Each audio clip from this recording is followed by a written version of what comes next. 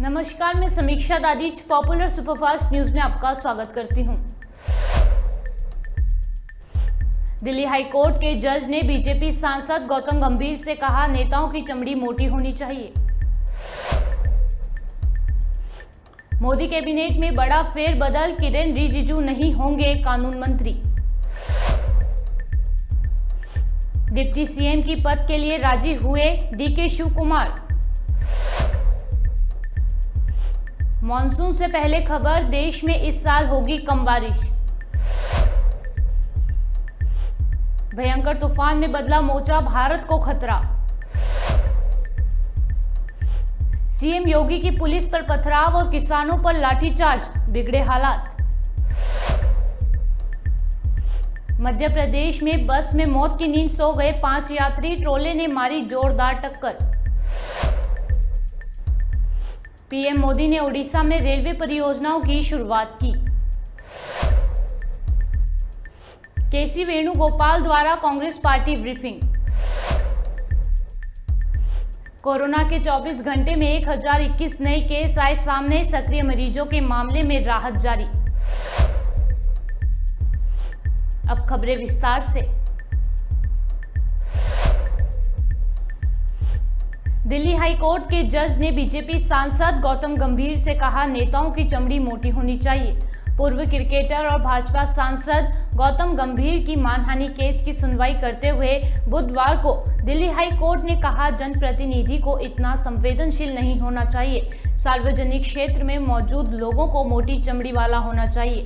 आजकल जजों को भी मोटी चमड़ी वाला होना चाहिए। दिल्ली हाई कोर्ट ने गंभीर के खिलाफ आर्टिकल पब्लिश करने वाले न्यूज़पेपर को भी नोटिस जारी किया है। न्यूज़पेपर ने लिखा था, गौतम गंभीर सांसद अपने निर्वाचन क्षेत्र से अक्सर गायब ही रहते हैं। सांसद को कभी कभार ही टीवी स्क्रीन पर देखा जाता है। गंभीर ने इन आर्टिकल्स को झूठा और अपमानजनक बताते हुए अखबार के खिलाफ मानहानि का केस किया था।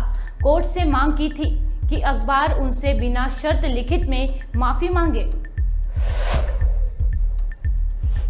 मोदी कैबिनेट में बड़ा फेरबदल, किरेन रिजिजू नहीं होंगे कानून मंत्री। मोदी कैबिनेट में बड़ा बदलाव हुआ है। किरेन रिजिजू के बदले अब कानून मंत्री का पार्टी के सांसद अर्जुन राम मेघवाल संभालेंगे। किरेन रिजिजू को अब पृथ्वी विज्ञान मंत्रालय दिया गया है। पीएम नरेंद्र मोदी की सलाह पर राष्ट्रपति द्रौपदी मुर्मू ने मंत्रिमंडल में बदलाव को मंजूरी दी है। अब किरेन रिजिजू को कानून मंत्रालय से बदलकर भू विज्ञान मंत्रालय सौंप दिया गया है। वहीं रिजिजू की जगह अर्जुन राम मेघवाल को उनके मौजूदा पोर्टफोलियो के अलावा कानून और न्याय मंत्रालय में राज्य मंत्री के रूप में स्वतंत्र प्रभार सौंपा गया है। आपको बता दें कि रिजिजू को 2021 में कानून मंत्री बनाया गया था। वो अरुणाचल प्रदेश से आते हैं। पिछले कुछ समय से वे रिटायर्ड जजों पर टिप्पणियों को लेकर चर्चा में रहे। किरेन रिजिजू ने कॉलेजियम सिस्टम को लेकर भी कहा था, देश में कोई किसी को चेतावनी नहीं दे सकता है। देश से सभी लोग संविधान के हिसाब से काम करते हैं। इसके अलावा भी कुछ सख्त टिप्पणियों को उन्होंने की थी। डिप्टी सीएम की पद के लिए कैसे राजी हुए डीके शिव कुमार। कर्नाटक में सीएम पद को लेकर हो रही तनातनी के बीच खबर है, DK Shiv Kumar deputy CM पद के लिए राजी हो गए हैं। शिव कुमार को राज्य का डिप्टी सीएम बनाया जाएगा। 20 मई को बेंगलुरु में शपथ ग्रहण समारोह होगा। सूत्रों की माने तो कांग्रेस आलाकमान ने एक बार फिर पूर्व सीएम सिद्धारमैया को दोबारा कर्नाटक की कमान सौंपी है। वहीं कर्नाटक कांग्रेस के अध्यक्ष डीके शिव कुमार को भी कांग्रेस ने मना लिया है। रिपोर्ट्स के मुताबिक ये भी कहा जा रहा है कि सिद्धारमैया को सिर्फ 2 साल के लिए मुख्यमंत्री बनाया जाएगा। इसके बाद डीके शिव कुमार को अगले 3 साल के लिए सीएम का पद सौंपा जाएगा। मानसून से पहले खबर, देश में इस साल होगी कम बारिश। देश में मानसून औसतन के 1 जून से लेकर 7 जून के बीच पहुंच जाता है। इस बार भी इसके 4 जून को केरल पहुंचने के आसार हैं। वहीं दूसरी तरफ दक्षिण एशिया जलवायु आउटलुक फॉर्म में भारत में मॉनसून को लेकर एक संभावना जताई है। SASCOF के मुताबिक इस साल भारत की लगभग 19% आबादी को मानसून के दौरान सामान्य से कम बारिश और लगभग 13% आबादी को सामान्य से अधिक बारिश का सामना करना पड़ सकता है। बीते सालों के डेटा को देखते हुए SASCOF ने संभावना जताई है।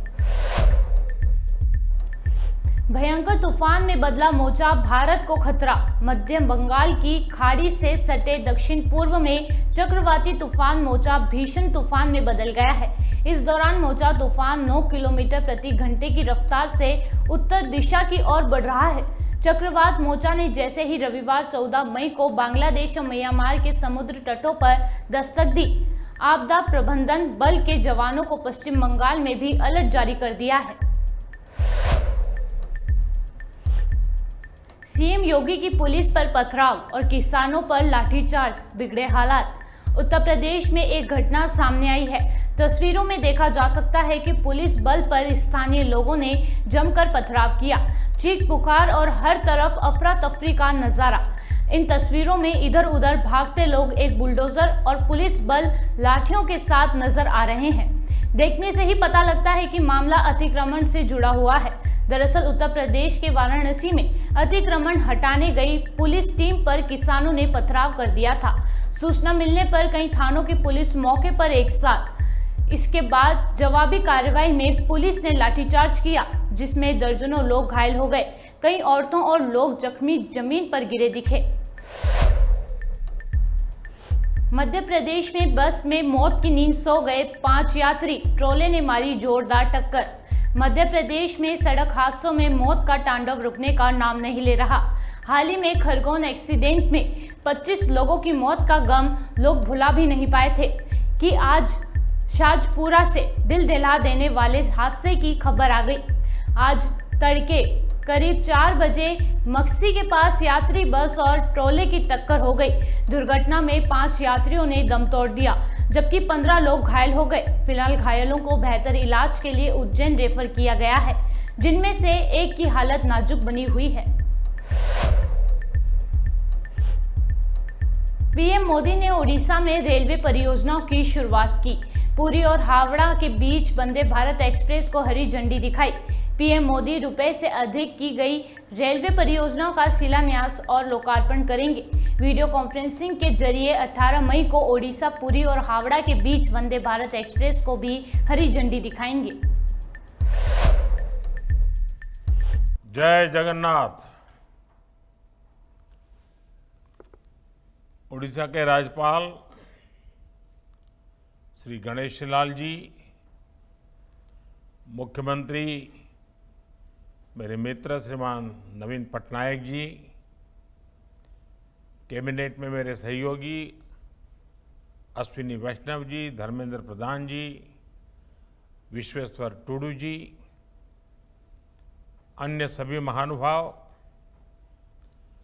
और पश्चिम बंगाल एवं ओडिशा के मेरे सभी भाइयों और बहनों, आज ओडिशा और पश्चिम बंगाल के लोगों को वंदे भारत ट्रेन का उपहार मिल रहा है। वंदे भारत ट्रेन आधुनिक भारत और आकांक्षी भारतीय दोनों का प्रतीक बन रही है।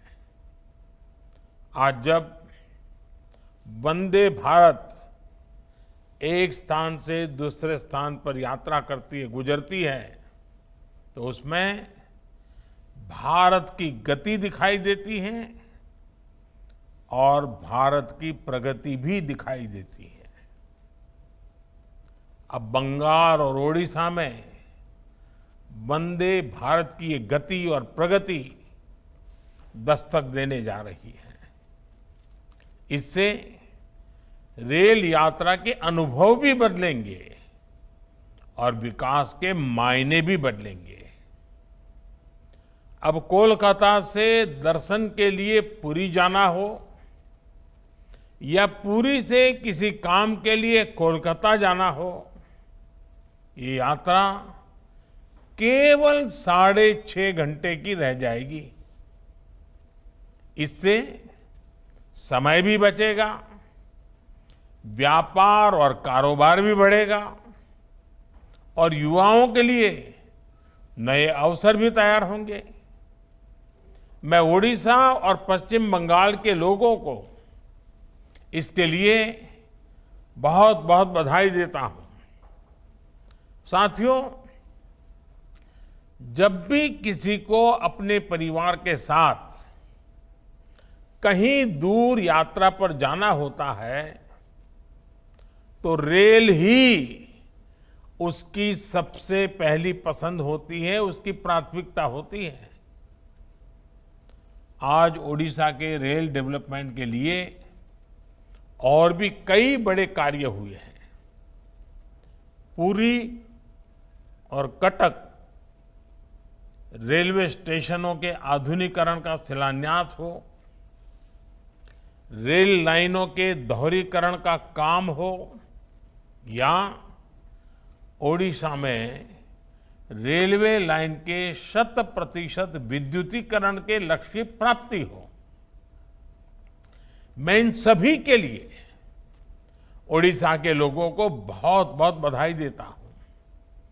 साथियों, ये समय आजादी के अमृत काल का समय है।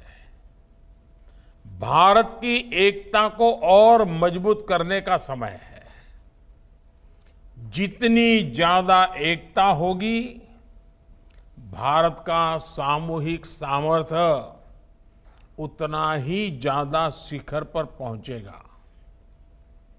ये वंदे भारत ट्रेनें इस भावना का भी प्रतिबिंब है।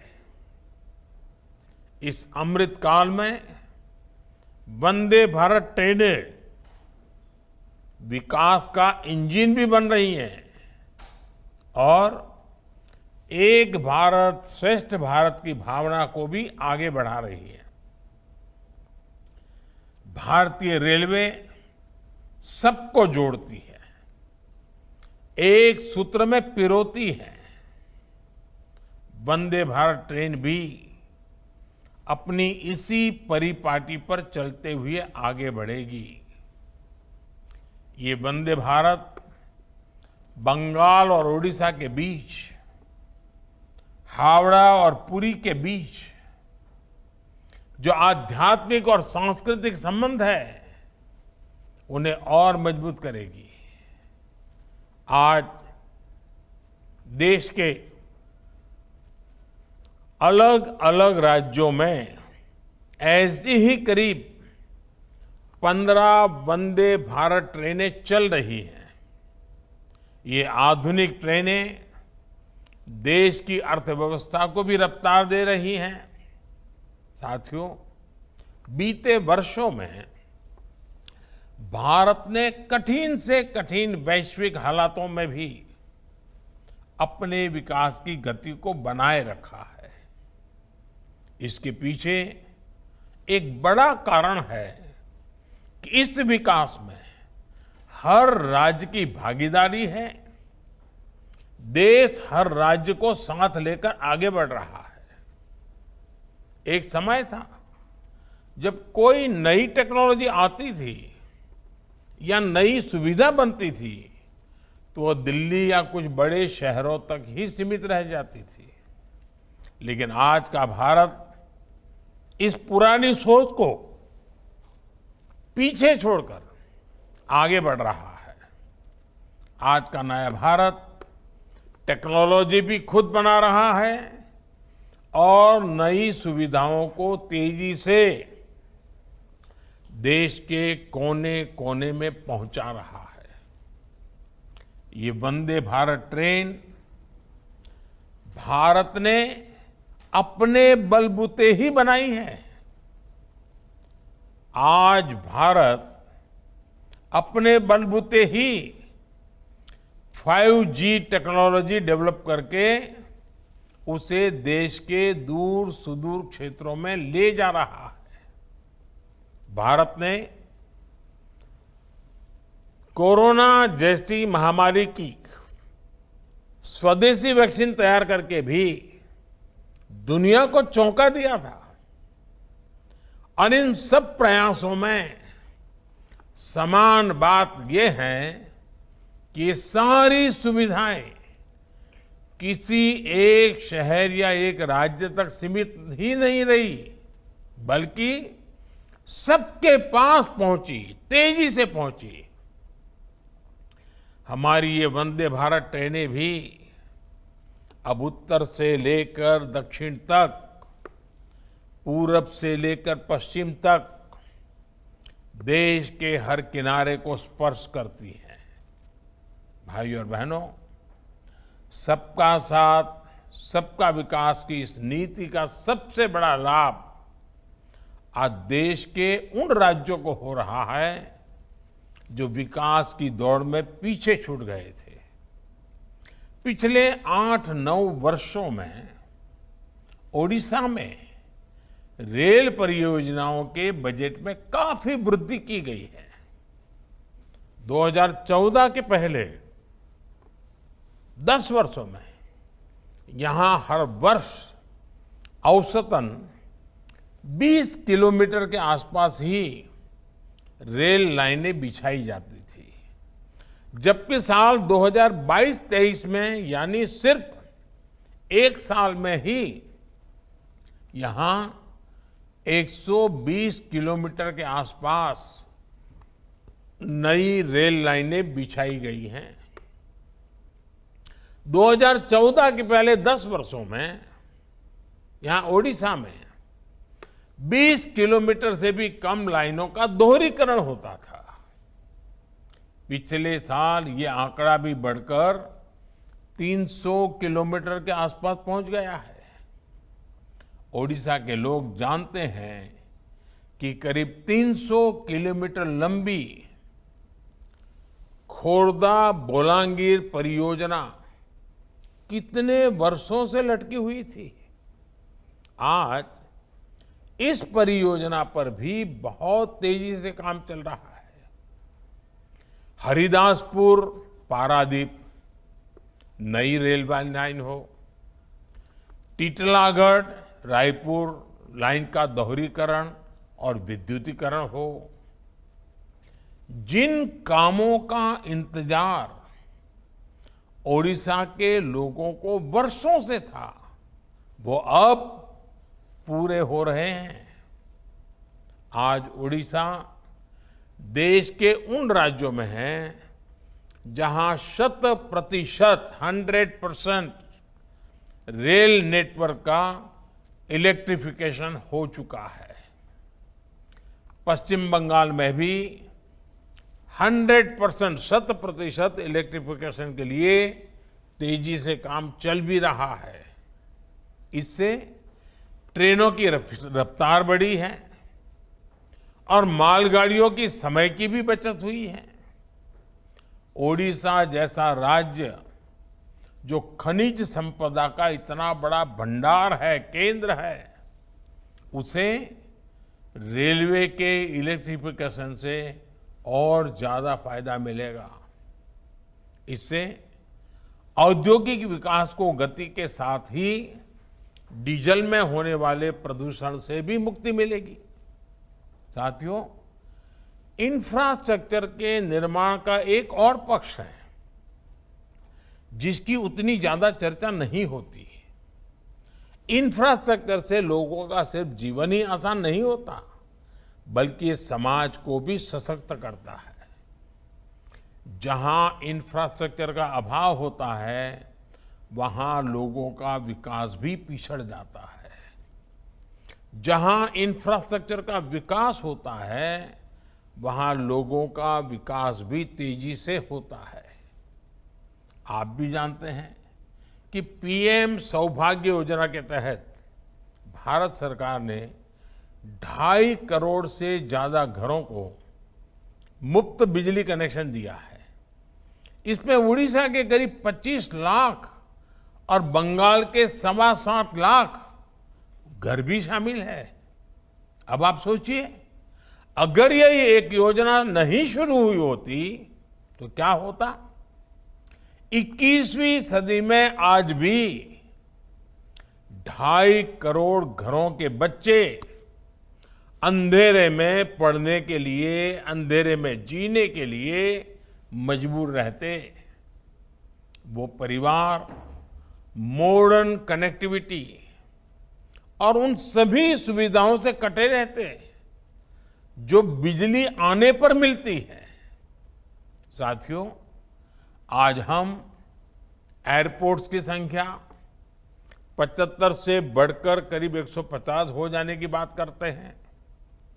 ये भारत की एक बड़ी उपलब्धि है, लेकिन इसके पीछे जो सोच है वो इसे और बड़ा बना देती है। आज वो व्यक्ति भी हवाई जहाज में यात्रा कर सकता है जिसके लिए ये कभी जीवन का सबसे बड़ा सपना था। आपने सोशल मीडिया पर ऐसी कितनी ही तस्वीरें देखी होगी जिसमें देश के साधारण नागरिक एयरपोर्ट के अपने अनुभव साझा कर रहे हैं।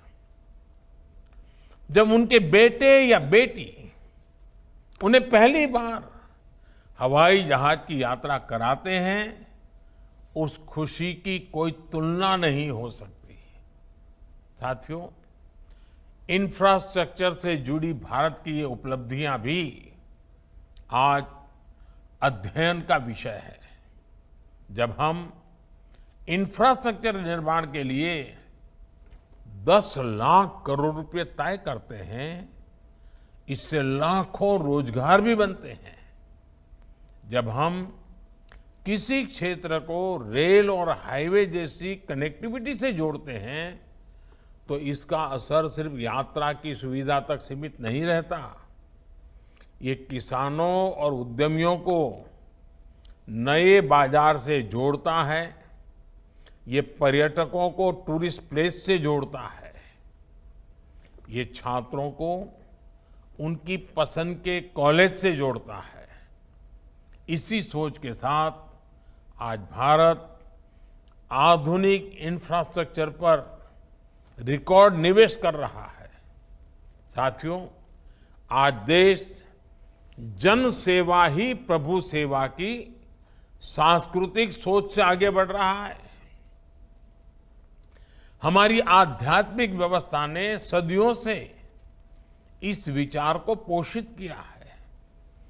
पुरी जैसे तीर्थ, जगन्नाथ मंदिर जैसे पवित्र स्थान इसके केंद्र रहे हैं। भगवान जगन्नाथ के महाप्रसाद से सदियों से कितने ही गरीबों को भोजन मिलता रहा है। इसी भावना के साथ आज देश प्रधानमंत्री गरीब कल्याण योजना चला रहा है। 80 करोड़ लोगों को मुफ्त राशन दे रहा है। आज किसी गरीब को इलाज की जरूरत होती है तो आयुष्मान कार्ड के जरिए 5 लाख तक मुफ्त इलाज उसे मिलता है।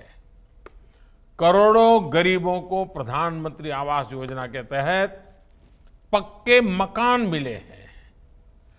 घर में उज्ज्वला का गैस सिलेंडर हो या जल जीवन मिशन के तहत पानी की सप्लाई हो, आज गरीब को भी वो सब मौलिक सुविधाएं मिल रही हैं जिनके लिए उसे पहले बरसों इंतजार करना पड़ता था।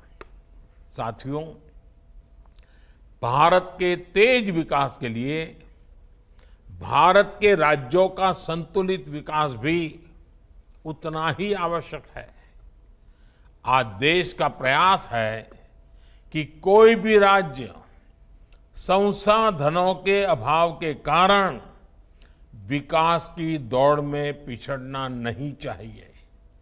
इसलिए 15वें वित्त आयोग में ओडिशा और बंगाल जैसे राज्यों के लिए पहले के मुकाबले ज्यादा बजट की सिफारिश की गई। ओडिशा जैसे राज्य को तो इतनी विशाल प्राकृतिक संपदा का भी आशीर्वाद मिला हुआ है, लेकिन पहले गलत नीतियों के कारण राज्यों को अपने ही संसाधनों से वंचित रहना पड़ता था। हमने खनिज संपदा को ध्यान में रखते हुए खनन नीति में सुधार किया। इससे आज खनिज संपदा वाले सभी राज्यों के राजस्व में काफी वृद्धि हुई है। जीएसटी आने के बाद टैक्स से होने वाली आमदनी भी काफी बढ़ गई है। ये संसाधन आज राज्य के विकास के लिए काम आ रहे हैं, गांव गरीब की सेवा में काम आ रहे हैं। ओडिशा प्राकृतिक आपदाओं का सफलता से मुकाबला कर सके, इस पर भी केंद्र सरकार का पूरा ध्यान है। हमारी सरकार ने ओडिशा को आपदा प्रबंधन और एनडीआरएफ के लिए 8,000 करोड़ रुपए से ज्यादा की राशि दी है। इससे साइक्लोन के दौरान जन और धन दोनों की सुरक्षा में मदद मिली है। साथियों, मुझे विश्वास है आने वाले समय में ओडिशा, बंगाल और पूरे देश के विकास की ये गति और बढ़ेगी। भगवान जगन्नाथ, मां काली, उन्हीं की कृपा से हम नए और विकसित भारत के लक्ष्य तक अवश्य पहुंचेंगे। इसी कामना के साथ आप सभी को बहुत बहुत धन्यवाद। फिर एक बार सबको जय Jagannath.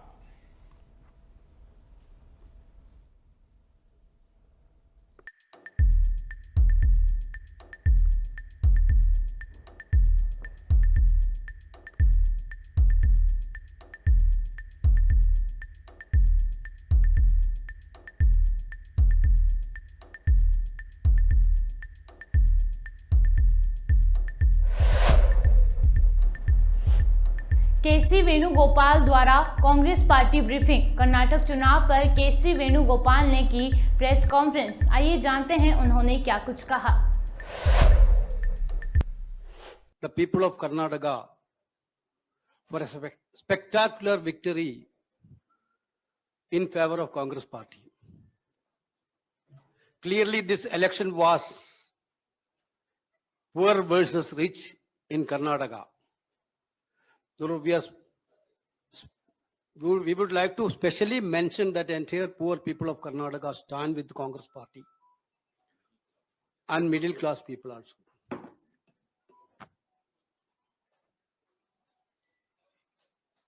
Our leadership, Congress President, Madam Sonia Gandhi, Rahul Gandhi, Priyanka Gandhi, and all our chief ministers and senior leaders worked very hard to make this victory as a reality. I sincerely thanking our Honorable Congress President who actually spent 1 month continuously for election campaign and monitoring. Actually, this Gado of victories was initiated through Bharat Jodo Yatra by Rahul Gandhi ji. The energy to the cadre has been started that point of time itself. Sincerely thanking, he also spent many days for campaign. And we are thanking Rahul Gandhi also for his sincere campaigning and guidance. Madam Priyanka ji also extensively toured. Her show was big hit in Karnataka. And I would like to thank Priyanka Gandhi ji also on this regard. Of course, Madam Sonia Gandhi's advice and the presence in the campaign strengthened our prospectus, strengthened our cadre, electrified our cadre. There is no word to thanks Madam Sonia Gandhi also. Brothers, sisters, of course, we got a mandate on 13th evening. 14th evening itself, we had a CLP meeting. Honorable Congress President deputed 3 observers to attend in that CLP meeting, entire night of 14th and till morning of 15th, they took a one-to-one hearing from the MLAs, each and every MLAs of Congress party. Finally, they given a report to Congress President on 15th night. Our party is a democratic party, you know that. We believe in consensus, not in dictatorship. Last 2-3 days, yes, we are trying for a consensus. You know that. Karnataka, we had good dynamic leaders. Very good chunk of leaders are there in Karnataka for the Congress party. Siddaramaiah, you know, an experienced senior most politician, an able administrator,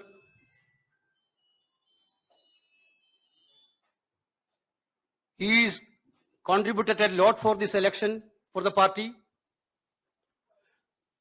Tirelessly he worked for the party throughout the state. The same way, our PCC President D.K. Shivakumar, one of the dynamic party organizer in the state, he electrified the cadre of the state.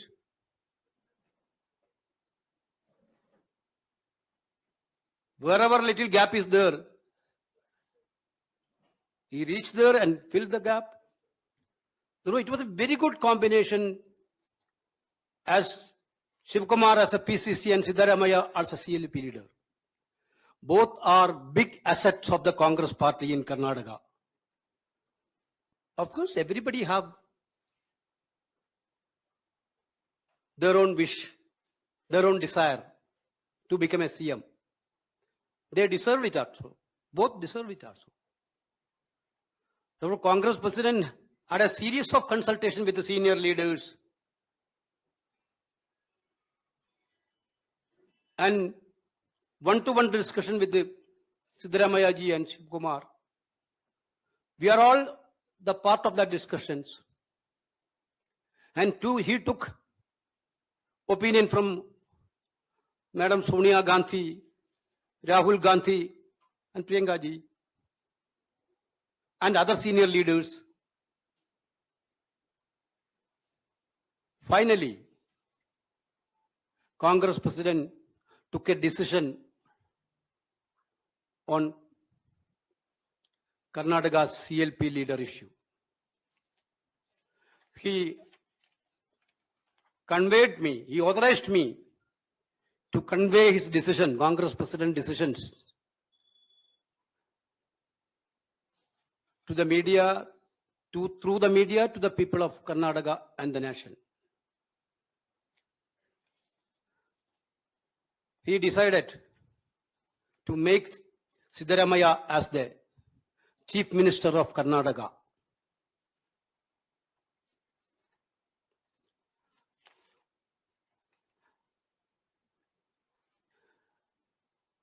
Siddaramaiah will be the Chief Minister of Karnataka.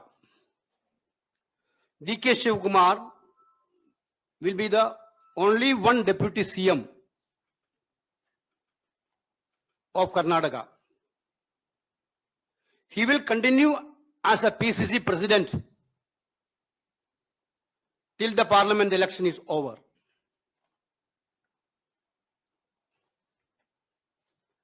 Already, we are having a CLP meeting in the evening at Bangalore to formally elect CLP leader. 20th, day after tomorrow, 12:30 is the swearing in ceremony. Along with the Chief Minister and Deputy Chief Minister, a group of ministers also will be sworn in that day. Okay, thank you.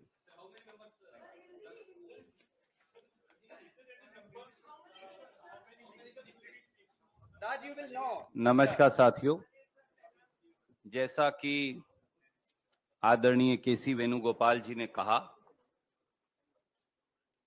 भारतीय राष्ट्रीय कांग्रेस की कर्नाटक प्रदेश में भव्य जीत का सेहरा असल मायनों में 6.5 करोड़ कर्नाटक के भाई बहनों के सर पे है, क्योंकि ये जीत कांग्रेस पार्टी की नहीं, सही मायनों में हर कन्नडिगा की जीत है। इस देश के प्रजातंत्र की जीत है, इस देश के संविधान के मूल्यों की जीत है और उन ताकतों की करारी हार है जो इस देश में से प्रजातंत्र को नेस्तनाबूद करना चाहते हैं, जो संविधान को कुचलना चाहते हैं, जो प्रजातांत्रिक परंपराओं को बुलडोजर के नीचे आए दिन दबाते हैं। इस देश के हर गरीब की जीत है, इस देश के मध्यम वर्ग नौकरी पेशा व्यक्ति की जीत है, इस देश के छोटे छोटे उद्योग चलाने वाले हर व्यक्ति की जीत है। संगठन के लिहाज से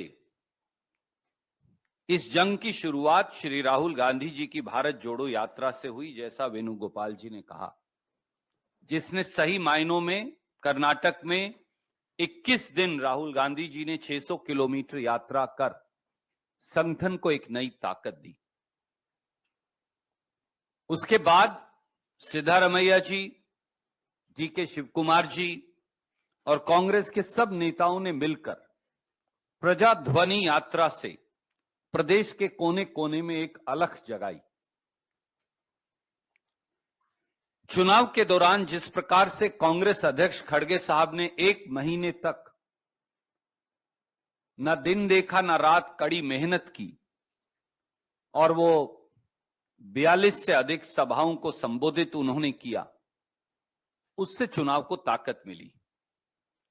श्री राहुल गांधी जी के धुआंधार चुनाव प्रचार, उसने एक बार फिर नई ऊर्जा चुनाव को दी और प्रियंका गांधी जी का लगाव, अपनापन और जबरदस्त प्रचार, उसने भी चुनाव को एक नई ऊर्जा का संचार किया। पूरे देश से कांग्रेस के नेताओं ने, ऑब्जर्वर्स ने, इंचार्जेस ने, मुख्यमंत्री गण ने, एक एक कांग्रेस के काडर ने इकट्ठे होकर ये लड़ाई लड़कर ये दिखाया कि कांग्रेस संगठित होकर ये लड़ाई लड़ सकती है। सिद्धारमैया जी ने प्रदेश के कोने कोने में जाकर चुनाव प्रचार किया। डीके शिवकुमार जी, जिनका चुनावी संगठन में उनका माहिरपन, उनकी काबिलियत के लिए वो मशहूर हैं, जाने जाते हैं, उन्होंने जहां उन्हें कमी लगी वो सारा गैप भर के एक नई ताकत का संचार चुनाव को दिया। तो ये जीत कांग्रेस के नेतृत्व की सामूहिक जीत है और उसके साथ साथ कर्नाटक के लोगों की जीत है। जैसा वेणुगोपाल जी ने कहा, 13 तारीख की रात को नतीजे आए। 14 तारीख और 15 तारीख देर सुबह तक हमारे तीनों ऑब्जर्वर्स ने मंत्रणा की।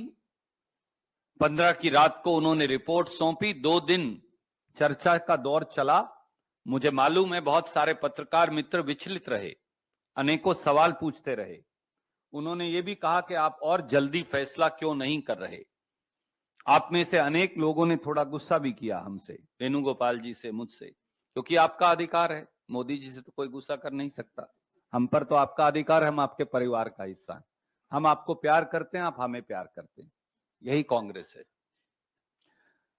और 2 दिन की मंत्रणा और कंसेंसस के बाद, क्योंकि खड़गे साहब ने कहा साफ तौर से कि वो सोनिया जी से, राहुल जी से, प्रियंका जी से, कांग्रेस के सारे नेतृत्व से चर्चा करेंगे, पुराने नए सब लोगों से चर्चा करेंगे, प्रदेश के लोगों से चर्चा करेंगे, दोनों नेताओं से चर्चा करेंगे। मैं ये फिर दोहराऊंगा जैसा मेरे आदरणीय महासचिव संगठन ने कहा, हमारे दोनों नेता मुख्यमंत्री बनने के काबिल हैं, दोनों के अंदर प्रदेश चलाने के गुण हैं और कई और ऐसे लोग हैं जिनमें बहुत काबिलियत है। पर एक ही व्यक्ति पर निर्णय करना है, इसलिए सबसे मंत्रणा कर आदरणीय खड़गे साहब ने निर्णय किया कि विधायक दल के अगले नेता और मुख्यमंत्री श्री सिद्धारमैया जी होंगे और उनके साथ कंधे से कंधा मिलाकर उप मुख्यमंत्री के तौर पर श्री डीके शिव कुमार जी काम करेंगे। कांग्रेस पार्टी अपनी पांचों गारंटी लागू करने के लिए कटिबद्ध है।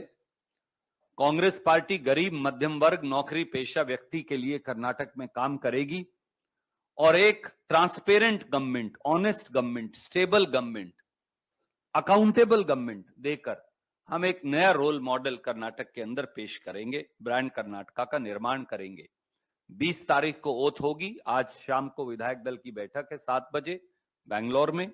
20 तारीख को 12:30 बजे मंत्रिमंडल की शपथ होगी। मुख्यमंत्री उप मुख्यमंत्री के साथ कई और साथी भी मंत्री पद की जिम्मेवारी ग्रहण करेंगे। बाकी के सवाल जो हैं उनका जवाब हम बाद में देंगे। Yeah. We are inviting the like-minded party leaders to be the part of Swayam. Power sharing formula is to share the power to the people of Karnataka. That's all. Only that is done. Power has to share the people of Karnataka. Nothing else.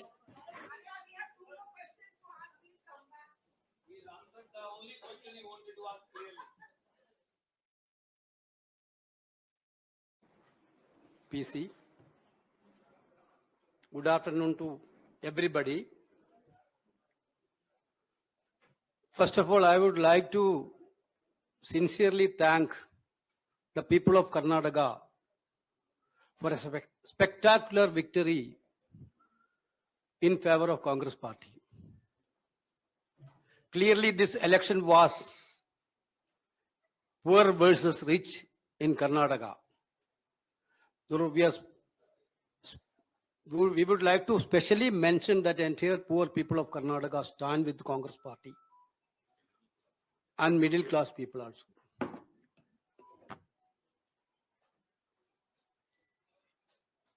Our leadership, Congress President, Madam Sonia Gandhi, Rahul Gandhi, Priyanka Gandhi, and all our chief ministers and senior leaders worked very hard to make this victory as a reality. I sincerely thanking our Honorable Congress President who actually spent 1 month continuously for election campaign and monitoring. Actually, this Gado of victories was initiated through Bharat Jodo Yatra by Rahul Gandhi ji. The energy to the cadre has been started that point of time itself. Sincerely thanking, he also spent many days for campaign. And we are thanking Rahul Gandhi also for his sincere campaigning and guidance. Madam Priyanka ji also extensively toured. Her show was big hit in Karnataka. And I would like to thank Priyanka Gandhi ji also on this regard. Of course, Madam Sonia Gandhi's advice and the presence in the campaign strengthened our prospectus, strengthened our cadre, electrified our cadre. There is no word to thanks Madam Sonia Gandhi also. Brothers, sisters, of course, we got a mandate on 13th evening. 14th evening itself, we had a CLP meeting. Honorable Congress President deputed 3 observers to attend in that CLP meeting. Entire night of 14th and till morning of 15th, they took a one-to-one hearing from the MLAs, each and every MLAs of Congress party. Finally, they given a report to Congress President on 15th night. Our party is a democratic party, you know that. We believe in consensus, not in dictatorship. Last 2-3 days, yes, we are trying for a consensus. You know that. Karnataka, we had good dynamic leaders. Very good chunk of leaders are there in Karnataka for the Congress party. Siddaramaiah, you know, an experienced senior-most politician, an able administrator,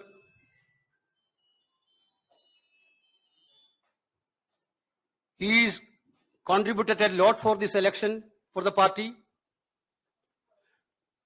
Tirelessly he worked for the party throughout the state.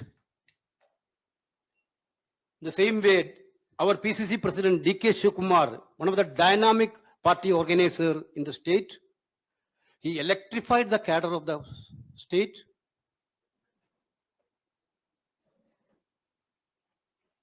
Wherever little gap is there,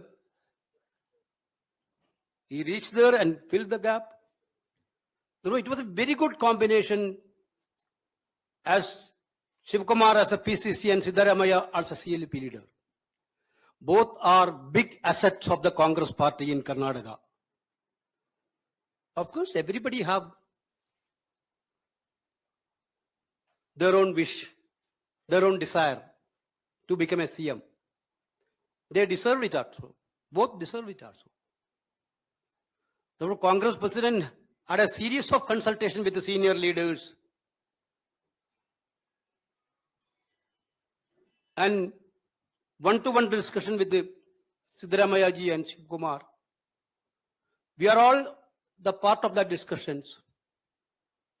And two, he took opinion from Madam Sonia Gandhi, Rahul Gandhi, and Priyanka ji, and other senior leaders. Finally, Congress president took a decision on Karnataka's CLP leader issue.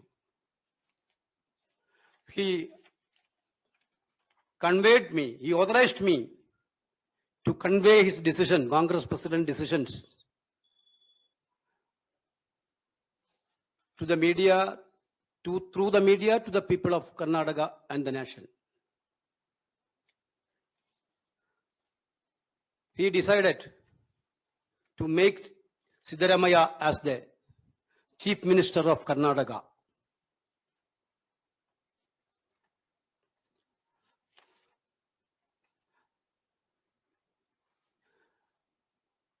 Siddaramaiah will be the Chief Minister of Karnataka.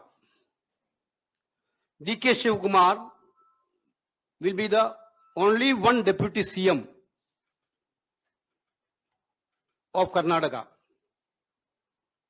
He will continue as a PCC president till the parliament election is over.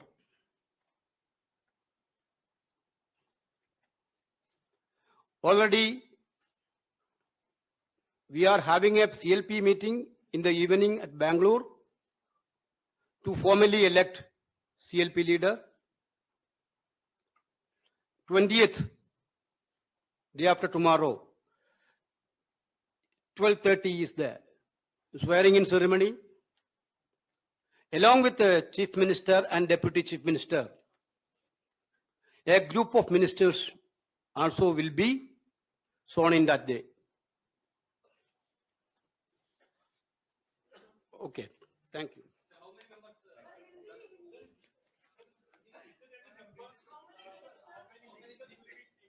That you will know. नमस्कार साथियों, जैसा कि आदरणीय केसी वेणुगोपाल जी ने कहा, भारतीय राष्ट्रीय कांग्रेस की कर्नाटक प्रदेश में भव्य जीत का सेहरा असल मायनों में 6.5 करोड़ कर्नाटक के भाई बहनों के सर पे है,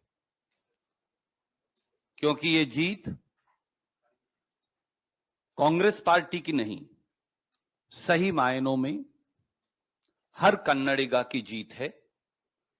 इस देश के प्रजातंत्र की जीत है, इस देश के संविधान के मूल्यों की जीत है और उन ताकतों की करारी हार है जो इस देश में से प्रजातंत्र को नेस्तनाबूद करना चाहते हैं, जो संविधान को कुचलना चाहते हैं,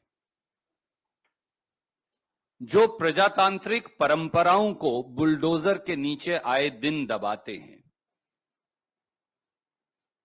इस देश के हर गरीब की जीत है, इस देश के मध्यम वर्ग नौकरी पेशा व्यक्ति की जीत है, इस देश के छोटे छोटे उद्योग चलाने वाले हर व्यक्ति की जीत है। संगठन के लिहाज से इस जंग की शुरुआत श्री राहुल गांधी जी की भारत जोड़ो यात्रा से हुई, जैसा वेणुगोपाल जी ने कहा, जिसने सही मायनों में कर्नाटक में 21 दिन राहुल गांधी जी ने 600 किलोमीटर यात्रा कर संगठन को एक नई ताकत दी। उसके बाद सिद्धारमैया जी, डीके शिवकुमार जी और कांग्रेस के सब नेताओं ने मिलकर प्रजाध्वनि यात्रा से प्रदेश के कोने कोने में एक अलख जगाई। चुनाव के दौरान जिस प्रकार से कांग्रेस अध्यक्ष खड़गे साहब ने 1 महीने तक न दिन देखा न रात कड़ी मेहनत की और वो 42 से अधिक सभाओं को संबोधित उन्होंने किया, उससे चुनाव को ताकत मिली। श्री राहुल गांधी जी के धुआंधार चुनाव प्रचार, उसने एक बार फिर नई ऊर्जा चुनाव को दी और प्रियंका गांधी जी का लगाव, अपनापन और जबरदस्त प्रचार, उसने भी चुनाव को एक नई ऊर्जा का संचार किया। पूरे देश से कांग्रेस के नेताओं ने, ऑब्जर्वर्स ने, इंचार्जेस ने, मुख्यमंत्री गण ने, एक एक कांग्रेस के काडर ने इकट्ठे होकर ये लड़ाई लड़कर ये दिखाया कि कांग्रेस संगठित होकर ये लड़ाई लड़ सकती है। सिद्धारमैया जी ने प्रदेश के कोने कोने में जाकर चुनाव प्रचार किया। डीके शिवकुमार जी, जिनका चुनावी संगठन में उनका माहिरपन, उनकी काबिलियत के लिए वो मशहूर हैं, जाने जाते हैं, उन्होंने जहां उन्हें कमी लगी वो सारा गैप भर के एक नई ताकत का संचार चुनाव को दिया। तो ये जीत कांग्रेस के नेतृत्व की सामूहिक जीत है और उसके साथ साथ कर्नाटक के लोगों की जीत है। जैसा वेणुगोपाल जी ने कहा, 13 तारीख की रात को नतीजे आए। 14 तारीख और 15 तारीख देर सुबह तक हमारे तीनों ऑब्जर्वर्स ने मंत्रणा की। 15 की रात को उन्होंने रिपोर्ट सौंपी। 2 दिन चर्चा का दौर चला। मुझे मालूम है बहुत सारे पत्रकार मित्र विचलित रहे, अनेकों सवाल पूछते रहे।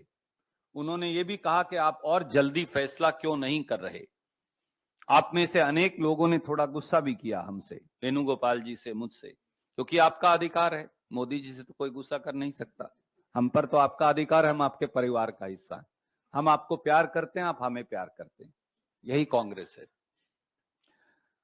और 2 दिन की मंत्रणा और कंसेंसस के बाद, क्योंकि खड़गे साहब ने कहा साफ तौर से कि वो सोनिया जी से, राहुल जी से, प्रियंका जी से, कांग्रेस के सारे नेतृत्व से चर्चा करेंगे, पुराने नए सब लोगों से चर्चा करेंगे, प्रदेश के लोगों से चर्चा करेंगे, दोनों नेताओं से चर्चा करेंगे। मैं ये फिर दोहराऊंगा जैसा मेरे आदरणीय महासचिव संगठन ने कहा, हमारे दोनों नेता मुख्यमंत्री बनने के काबिल हैं। दोनों के अंदर प्रदेश चलाने के गुण हैं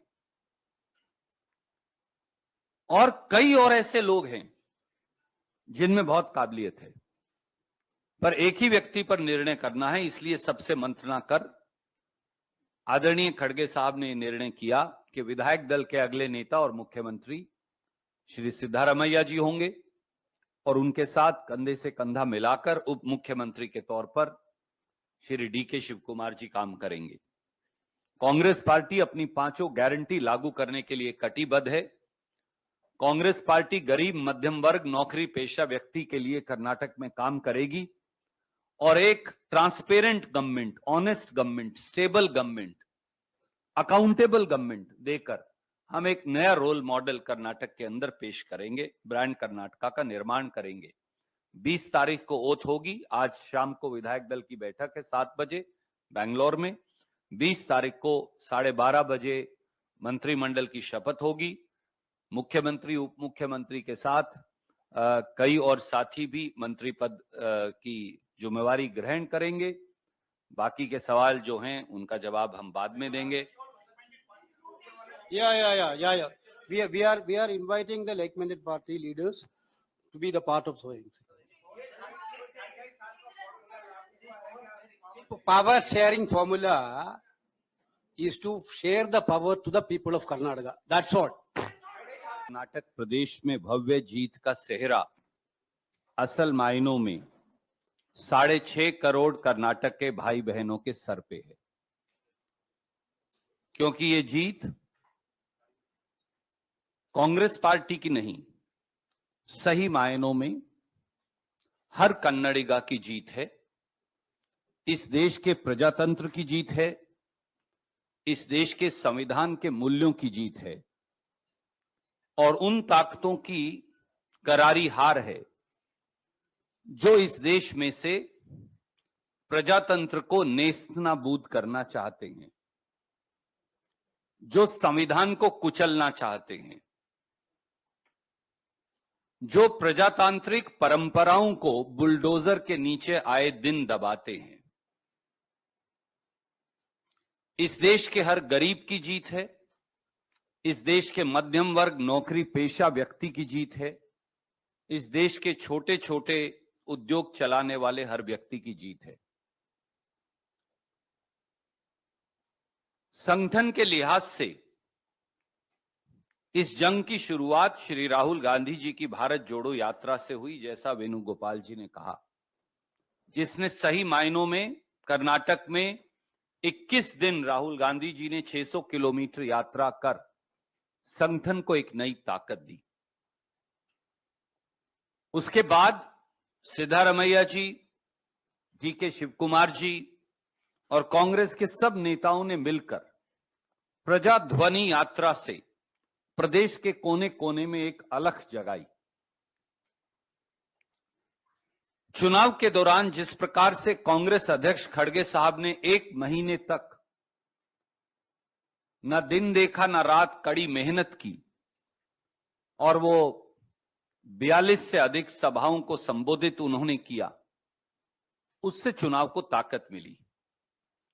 श्री राहुल गांधी जी के धुआंधार चुनाव प्रचार, उसने एक बार फिर नई ऊर्जा चुनाव को दी और प्रियंका गांधी जी का लगाव, अपनापन और जबरदस्त प्रचार, उसने भी चुनाव को एक नई ऊर्जा का संचार किया। पूरे देश से कांग्रेस के नेताओं ने, ऑब्जर्वर्स ने, इंचार्जेस ने, मुख्यमंत्रीगण ने, एक एक कांग्रेस के काडर ने इकट्ठे होकर ये लड़ाई लड़कर ये दिखाया कि कांग्रेस संगठित होकर ये लड़ाई लड़ सकती है। सिद्धारमैया जी ने प्रदेश के कोने कोने में जाकर चुनाव प्रचार किया। डीके शिवकुमार जी, जिनका चुनावी संगठन में उनका माहिरपन, उनकी काबिलियत के लिए वो मशहूर हैं, जाने जाते हैं, उन्होंने जहां उन्हें कमी लगी वो सारा गैप भर के एक नई ताकत का संचार चुनाव को दिया। तो ये जीत कांग्रेस के नेतृत्व की सामूहिक जीत है और उसके साथ साथ कर्नाटक के लोगों की जीत है। जैसा वेणुगोपाल जी ने कहा, 13 तारीख की रात को नतीजे आए। 14 तारीख और 15 तारीख देर सुबह तक हमारे तीनों ऑब्जर्वर्स ने मंत्रणा की। 15 की रात को उन्होंने रिपोर्ट सौंपी। 2 दिन चर्चा का दौर चला। मुझे मालूम है बहुत सारे पत्रकार मित्र विचलित रहे, अनेकों सवाल पूछते रहे। उन्होंने ये भी कहा कि आप और जल्दी फैसला क्यों नहीं कर रहे। आप में से अनेक लोगों ने थोड़ा गुस्सा भी किया हमसे, वेणुगोपाल जी से, मुझसे, क्योंकि आपका अधिकार है। मोदी जी से तो कोई गुस्सा कर नहीं सकता, हम पर तो आपका अधिकार है, हम आपके परिवार का हिस्सा है, हम आपको प्यार करते हैं, आप हमें प्यार करते हैं, यही कांग्रेस है। और 2 दिन की मंत्रणा और कंसेंसस के बाद, क्योंकि खड़गे साहब ने कहा साफ तौर से कि वो सोनिया जी से, राहुल जी से, प्रियंका जी से, कांग्रेस के सारे नेतृत्व से चर्चा करेंगे, पुराने नए सब लोगों से चर्चा करेंगे, प्रदेश के लोगों से चर्चा करेंगे, दोनों नेताओं से चर्चा करेंगे। मैं ये फिर दोहराऊंगा जैसा मेरे आदरणीय महासचिव संगठन ने कहा,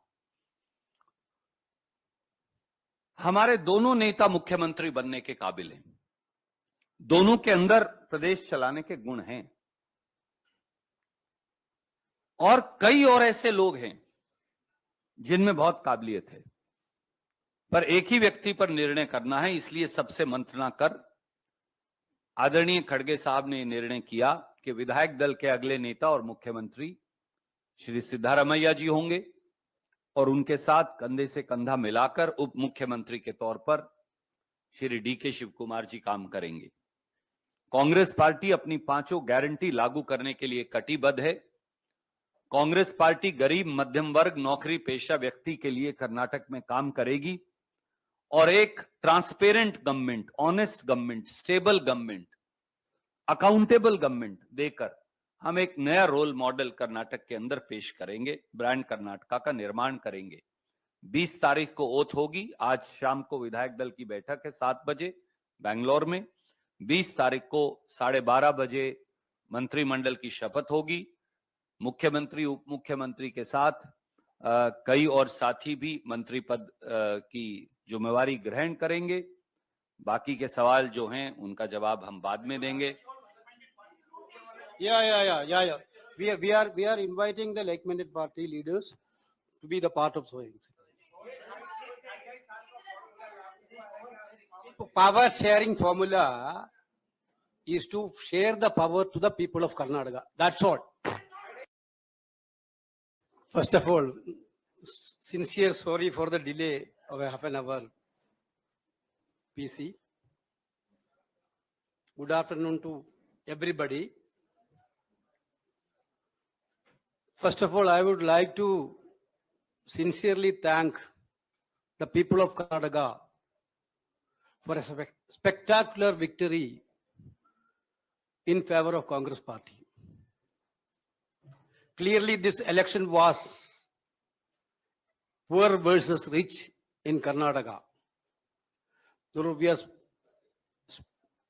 we would like to specially mention that entire poor people of Karnataka stand with the Congress party, and middle class people also.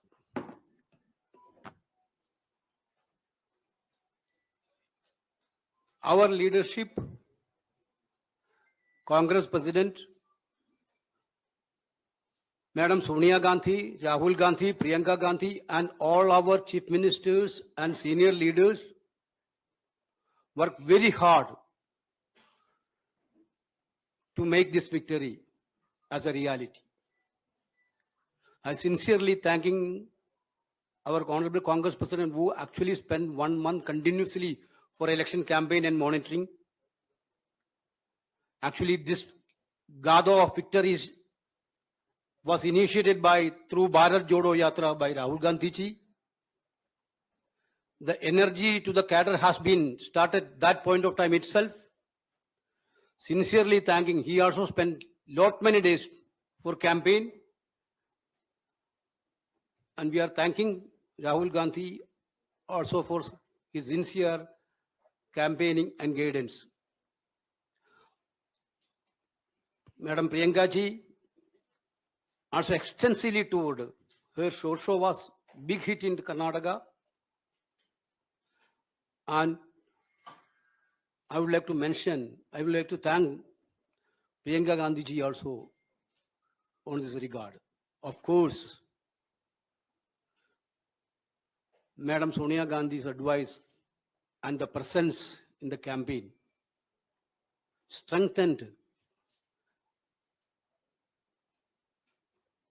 our prospectus, strengthened our cadre, electrified our cadre.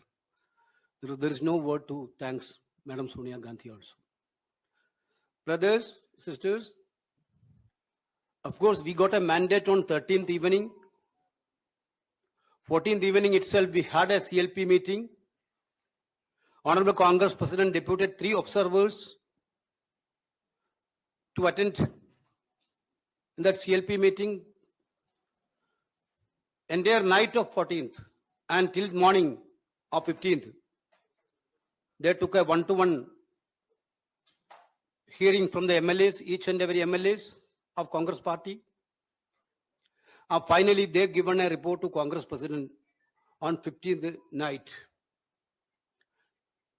Our party is a democratic party, you know that. We believe in consensus, not in dictatorship. Last 2-3 days, yes, we are trying for a consensus. You know that.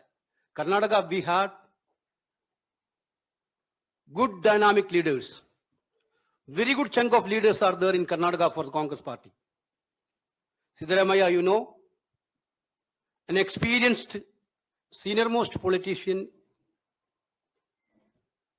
an able administrator,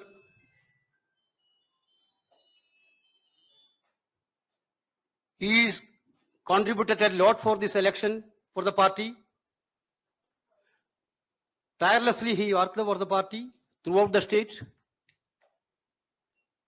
The same way, our PCC President D.K. Shivkumar, one of the dynamic party organizer in the state, he electrified the cadre of the state.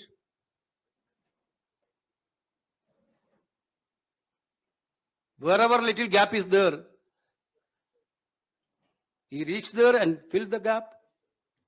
You know, it was a very good combination as Shivkumar as a PCC and Siddaramaiah as a CLP leader. Both are big assets of the Congress party in Karnataka. Of course, everybody have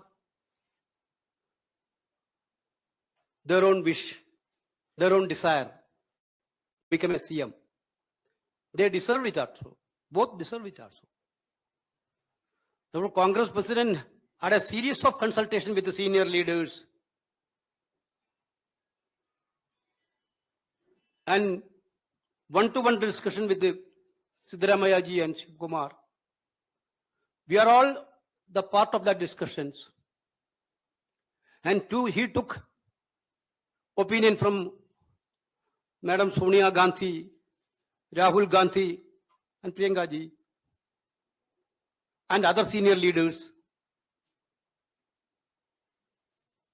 Finally, Congress President took a decision on Karnataka's CLP leader issue.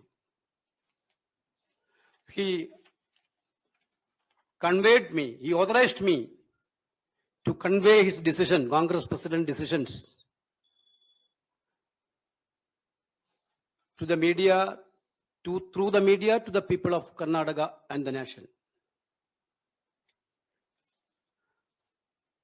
He decided to make Siddaramaiah as the Chief Minister of Karnataka.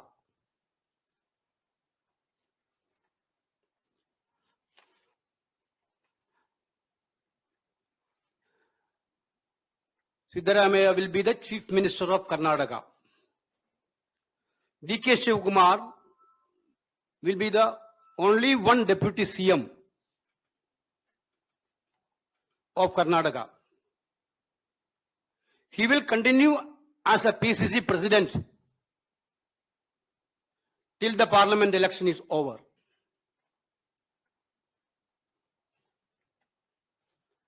Already, we are having a CLP meeting in the evening at Bangalore to formally elect CLP leader. 20th, day after tomorrow, 12:30 is the swearing-in ceremony. Along with the Chief Minister and Deputy Chief Minister, a group of ministers also will be sworn in that day. Okay, thank you.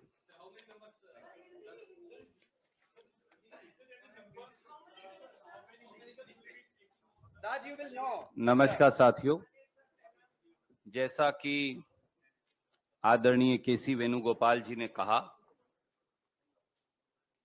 भारतीय राष्ट्रीय कांग्रेस की कर्नाटक प्रदेश में भव्य जीत का सेहरा असल मायनों में 6.5 करोड़ कर्नाटक के भाई बहनों के सर पे है,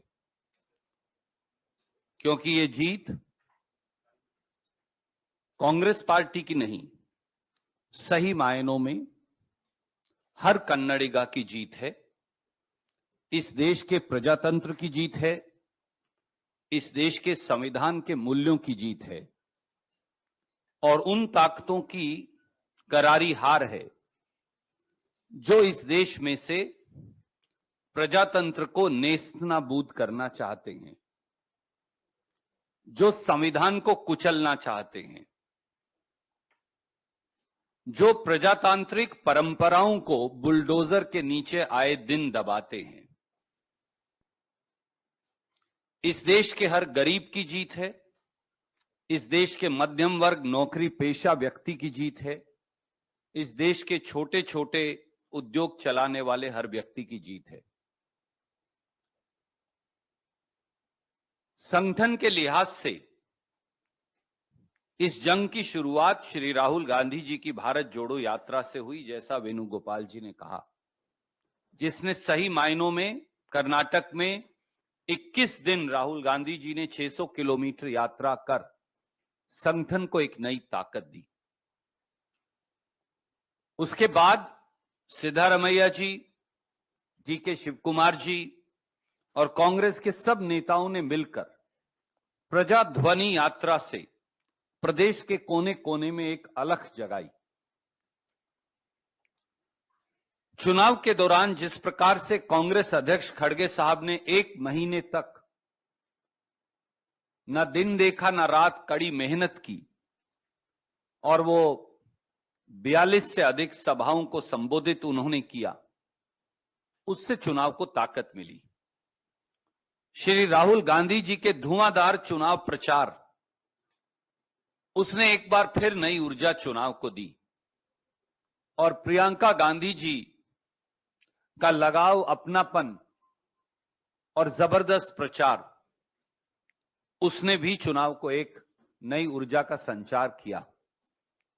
पूरे देश से कांग्रेस के नेताओं ने, ऑब्जर्वर्स ने, इंचार्जेस ने, मुख्यमंत्री गण ने, एक एक कांग्रेस के काडर ने इकट्ठे होकर ये लड़ाई लड़कर ये दिखाया कि कांग्रेस संगठित होकर ये लड़ाई लड़ सकती है। सिद्धारमैया जी ने प्रदेश के कोने कोने में जाकर चुनाव प्रचार किया।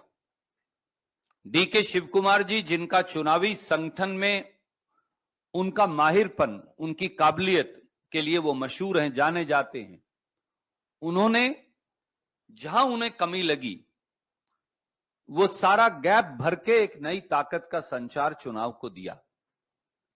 तो ये जीत कांग्रेस के नेतृत्व की सामूहिक जीत है और उसके साथ साथ कर्नाटक के लोगों की जीत है। जैसा वेणुगोपाल जी ने कहा, 13 तारीख की रात को नतीजे आए। 14 तारीख और 15 तारीख देर सुबह तक हमारे तीनों ऑब्जर्वर्स ने मंत्रणा की। 15 की रात को उन्होंने रिपोर्ट सौंपी। 2 दिन चर्चा का दौर चला। मुझे मालूम है बहुत सारे पत्रकार मित्र विचलित रहे, अनेकों सवाल पूछते रहे। उन्होंने ये भी कहा कि आप और जल्दी फैसला क्यों नहीं कर रहे। आप में से अनेक लोगों ने थोड़ा गुस्सा भी किया हमसे, वेणुगोपाल जी से, मुझसे, क्योंकि आपका अधिकार है। मोदी जी से तो कोई गुस्सा कर नहीं सकता, हम पर तो आपका अधिकार है, हम आपके परिवार का हिस्सा हैं, हम आपको प्यार करते हैं, आप हमें प्यार करते हैं, यही कांग्रेस है। और 2 दिन की मंत्रणा और कंसेंसस के बाद, क्योंकि खड़गे साहब ने कहा साफ तौर से कि वो सोनिया जी से, राहुल जी से, प्रियंका जी से, कांग्रेस के सारे नेतृत्व से चर्चा करेंगे, पुराने नए सब लोगों से चर्चा करेंगे, प्रदेश के लोगों से चर्चा करेंगे, दोनों नेताओं से चर्चा करेंगे। मैं ये फिर दोहराऊंगा, जैसा मेरे आदरणीय महासचिव संगठन ने कहा, हमारे दोनों नेता मुख्यमंत्री बनने के काबिल हैं। दोनों के अंदर प्रदेश चलाने के गुण हैं और कई और ऐसे लोग हैं जिनमें बहुत काबिलियत है, पर एक ही व्यक्ति पर निर्णय करना है, इसलिए सबसे मंत्रणा कर आदरणीय खड़गे साहब ने निर्णय किया कि विधायक दल के अगले नेता और मुख्यमंत्री श्री सिद्धारमैया जी होंगे और उनके साथ कंधे से कंधा मिलाकर उप मुख्यमंत्री के तौर पर श्री डीके शिव कुमार जी काम करेंगे। कांग्रेस पार्टी अपनी पांचों गारंटी लागू करने के लिए कटिबद्ध है। कांग्रेस पार्टी गरीब मध्यम वर्ग नौकरी पेशा व्यक्ति के लिए कर्नाटक में काम करेगी और एक transparent government, honest government, stable government, accountable government देकर हम एक नया रोल मॉडल कर्नाटक के अंदर पेश करेंगे। ब्रांड कर्नाटका का निर्माण करेंगे। 20 तारीख को ओथ होगी। आज शाम को विधायक दल की बैठक है 7 बजे बेंगलोर में। 20 तारीख को 12:30 बजे मंत्रिमंडल की शपथ होगी। मुख्यमंत्री उप मुख्यमंत्री के साथ कई और साथी भी मंत्री पद की जिम्मेवारी ग्रहण करेंगे। बाकी के सवाल जो हैं उनका जवाब हम बाद में देंगे। Yeah. We are inviting the like-minded party leaders to be the part of sowing. Power sharing formula is to share the power to the people of Karnataka. That's all.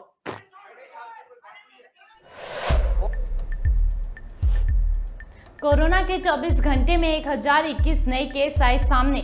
सक्रिय मरीजों के मामले में राहत जारी। कोरोना से बीते 24 घंटे में इस दौरान 4 लोगों की मौत भी हुई है। इसके साथ ही मृतकों की संख्या अब 5,71,794 हो गई है।